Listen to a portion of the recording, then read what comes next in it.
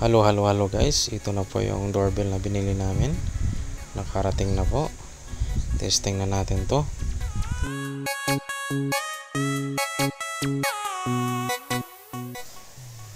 Ito na yung pindutan. Ito yung lalagay sa gate.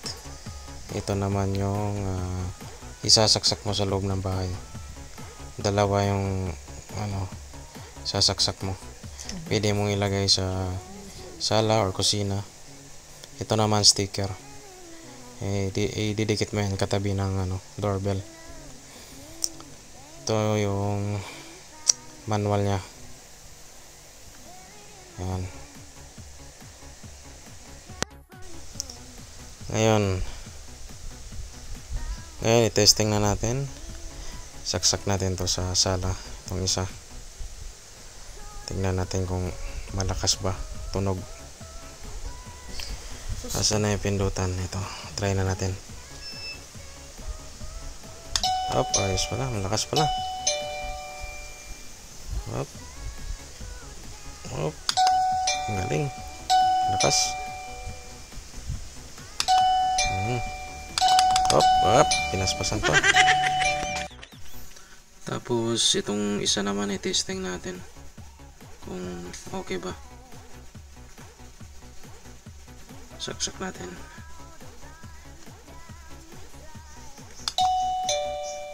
Ayun. Ayos din. Gumana. Okay kayo. Ngayon, magkakabit na tayo ng doorbell button sa labas. Ididikit lang natin tong double-sided tape sa doorbell button. Diyan sa likod. Diyan. San. Dikit mo. Kailangan sakto yung pagkadikit mo. Diin mo lang. Tapos ayan. Press mo para dumikit lalo. Ito na guys, nakadikit na yung doorbell button.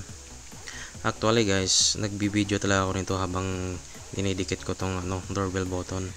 Kaya lang hindi pala naka-record. Kaya diretso na yung video kung ganito, nakadikit na. Yan, matibay na yan. Yan yung sign nya. Please ring the bell. Yan. Ayos ba? Ngayon, itong isa sa kusina namin ilalagay ito. Kasi di namin naririnig pag may tao. Sobrang layo kasi. Hindi naman kami mga bingi Sadyang malayo lang talaga yung yung gate. Kasi nagluluto kami rito at saka kumakain. Hindi namin naririnig. Kaya dito namin sasaksak. Saan ba yung saksakan dito? Dito pala. Ito namin ilalagay sa dining. Lapit sa kainan. Yan. Ngayon, iti-testing namin kung maririnig ba sa loob ng kwarto namin. Yan, pipindutin ng asawa ko. Tapos, papasok ko sa kwarto. Sige! Maririnig ko ba?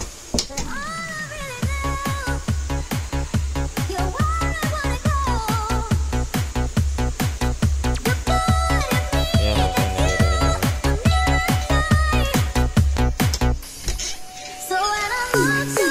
Okay na!